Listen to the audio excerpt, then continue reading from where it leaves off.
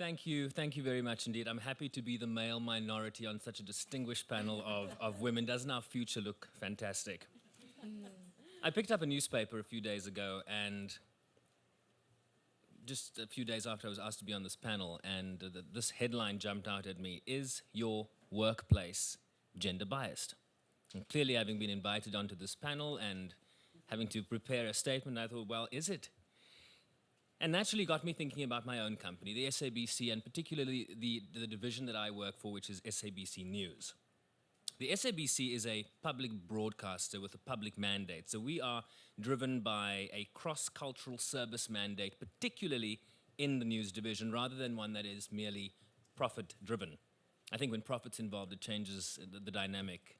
The equation is quite different.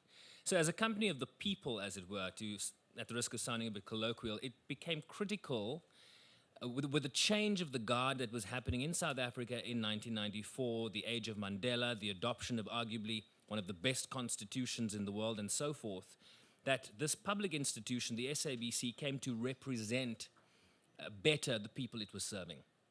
The Constitution of South Africa, for example, guarantees equality before the law and prohibits discrimination. It also allows for affirmative action to be taken to redress past unfair discrimination. So that it's important to understand that context as I now try and explain to you what we've done.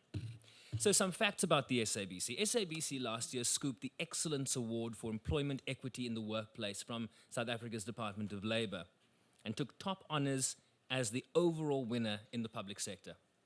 The SABC was also recognized for advancing the implementation of affirmative action in the employment of people with disabilities, which I think speaks to this aggressive, progressive agenda I think we all have to embrace. This could be a hashtag, the progressive, aggressive agenda for women's equality. You're welcome to use it. No copyright required. And in many ways, we were ahead of the curve as change was happening in South Africa in the early 90s. This was a period of transition, the beginning of redress. And it was precisely the time when this notion of equity could begin to be put into practice. Out with the old, in with the new. But it went beyond just white and black. It importantly, in my company at least, included this notion of gender balance.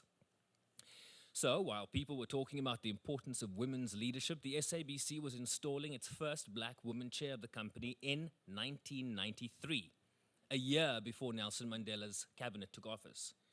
That was the late Dr. Ivy Matsepe-Kasiburi, who, as you know, would later become South Africa's communications minister. So she started at the SABC.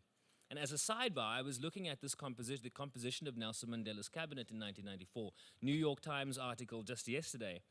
And he had a single woman cabinet minister in that entire cabinet, a lady by the name of Dr. Nkosazana Dlamini Zuma.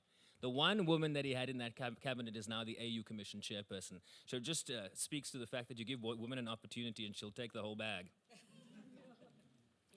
So in 1993, I mean, this is 23 years ago, we had a woman as the chairperson of the company board. I mean, I'd love to find out from companies represented in the room, when you had your first woman head. And I think this might be a lesson to everyone, that sometimes when change needs to happen, it needs to start at the top. We have a 50-50 employment target currently. 47% of our staff are female, 53% are male, so there's work to be done.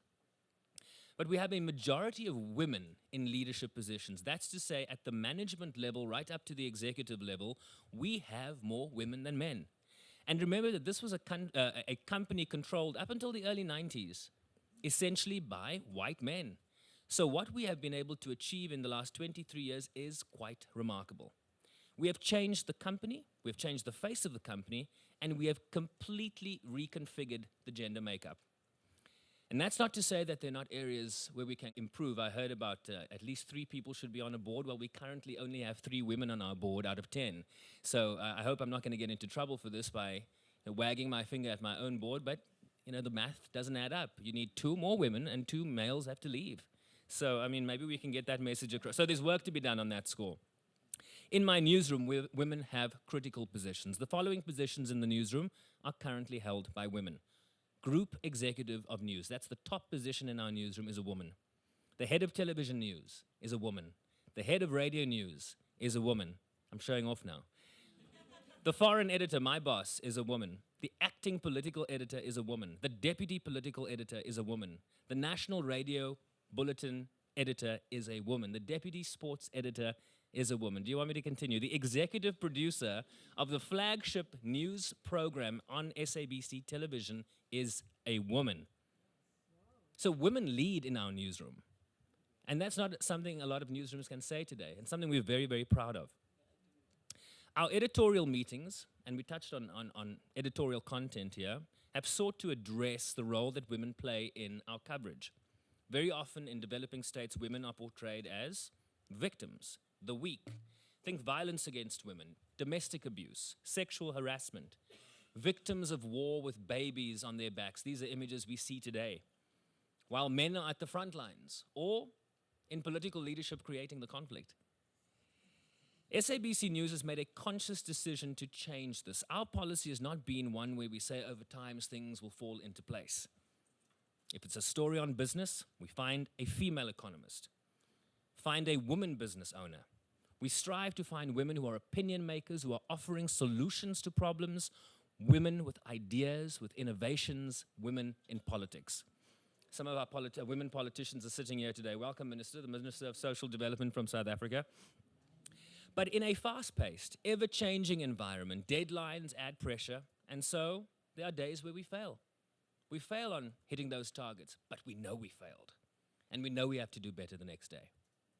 In many ways, the SABC has shadowed the drive at the national level for greater inclusivity, for greater diversity in the types of stories we do and the people we engage with, to best reflect those changes that were happening in this new democracy that South Africa was. Women, therefore, in our view, simply could not be ignored. So if I haven't yet answered the question as to why partnering with UNWOMEN fits perfectly with our company strategy, allow me to say this. The SABC has embraced the data on gender equality.